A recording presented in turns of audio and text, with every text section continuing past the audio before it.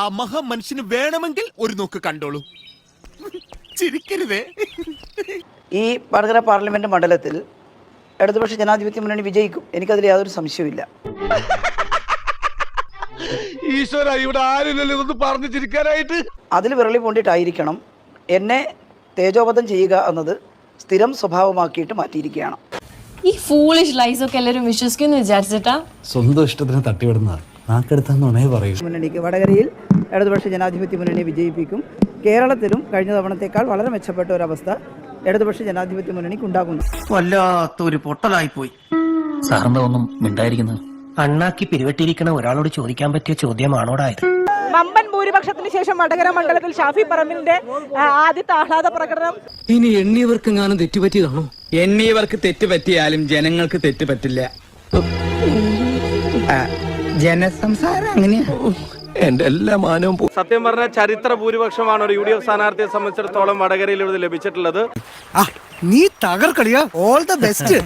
ഇത് വടകരയുടെ മതേതര മനസ്സിന്റെ വിജയമാണ്. ഇത് വടകരയുടെ രാഷ്ട്രീയ വിജയമാണ്.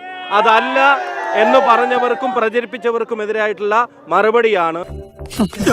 ഇതിനാണ് അവനവൻ പാരാന്ന് പറയുന്നത്.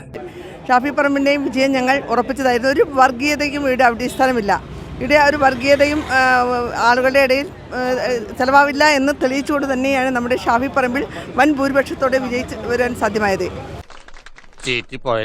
എന്തായിരുന്നാലും ശൈലജ ടീച്ചറിന്റെ ആ കള്ളത്തരങ്ങളാണ് ഇപ്പോൾ കൊറോണ സമയത്ത് നടത്തിയിരിക്കുന്ന കള്ളത്തരങ്ങൾ ജനങ്ങൾ തിരിച്ചറിഞ്ഞു എന്നുള്ളതിന്റെ ഒരു തെളിവ് കൂടിയാണിത്. വടകരയുടെ തെരഞ്ഞെടുപ്പിൽ വർഗീയത പറയുന്നവരോട് രാഷ്ട്രീയം പറഞ്ഞാണ് വടകര മറുപടി നൽകിയിരിക്കുന്നത് എന്നുള്ളതാണ് ഈ തെരഞ്ഞെടുപ്പിനെ സംബന്ധിച്ച് പറയുന്നത്. അത് ഇത്രയും പ്രശ്നമാവുമെന്ന് ഞാൻ അറിഞ്ഞില്ല. ഞാൻ ഒരു കാര്യം ഇവിടുത്തെ പോലീസ് സംവിധാനങ്ങളെയും ഓർമ്മപ്പെടുത്തുന്നു. പോലീസ് കൃത്യമായി ആക്ട് ചെയ്തിരുന്നെങ്കിൽ വടകരയുടെ തെരഞ്ഞെടുപ്പിന് ഇത്രയും കളങ്കം വാർത്തകളിൽ ഏൽക്കേണ്ടി വരില്ലായിരുന്നു എന്നുള്ളതാണ് ഞങ്ങളുടെ സ്റ്റാൻഡ്. 100% ഞാൻ യോജിക്കുന്നു. ഞങ്ങളുടെ മേലെ അടിച്ചേൽപ്പിക്കാൻ ശ്രമിച്ച ആ കാഫിർ പ്രയോഗത്തിന്റെ പേരിലുള്ള ആ വർഗീയ പട്ടം അത് പുറത്തു വന്നാൽ പോലീസിന് അതിന്റെ സൃഷ്ടാവിനെ കണ്ടെത്താൻ മണിക്കൂറുകൾ മതിയെന്നിരിക്കെ അത് കണ്ടെത്താതെ അതിനെങ്ങനെ നീട്ടിക്കൊണ്ടുപോയി ഒരു നരേറ്റീവ് സെറ്റ് ചെയ്യാനുള്ള സമയം പോലീസ് ഒരുക്കി കൊടുക്കുകയായിരുന്നു. എന്താ ഉറക്കം വരുന്നു. രണ്ട് ഭരണകൂടങ്ങളുടെയും പരാജയത്തെ അവര് തുറന്നു കാണിച്ചു. കേരളത്തിലുണ്ടായിട്ടുള്ള വിധിയെഴുത്ത് ഭരണകൂടത്തെ കേരളത്തിലെ ജനങ്ങൾക്ക് മടുത്തിരിക്കുന്നു. പിണറായി വിജയന്റെ ഭരണകൂടത്തിനെതിരായിട്ടുള്ള അതിശക്തമായിട്ടുള്ള വിധിയെഴുത്താണ്. തൽക്കാലം ഇത്രയും മതി. വരട്ടെ.